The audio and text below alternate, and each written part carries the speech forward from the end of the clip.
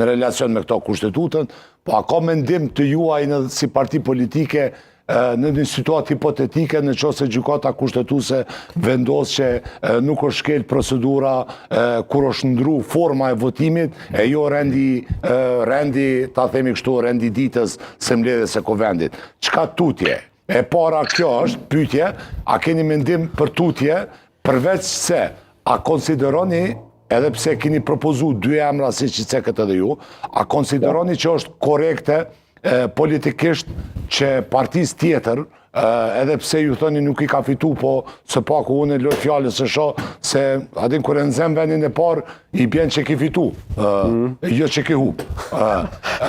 Po, si do që tjetë... Fitu që e banë qeverin, e banë kujetorin, po konsensus, po koaliciona. Po Brahima e qiti humbës vetëvendosin apo çfarë? Po çashtu jo, ke loj fjalëve politike se lën ka drejt zoti Brahima i ta bëj, është këtë legjitime, po së paku për mua s'pat kuptim se s'mundesh mu kon humbës i zgjedhjeve e me dali pari. Humbësi deri dyti, treti, se gara politike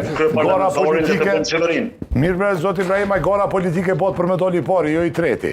Edhe qaj që deri pari o fitus. Tash a me një vota, a me 100.000, a 200.000 vota, ajo tim tjetër. Po të kuptoj idenë ku e pate.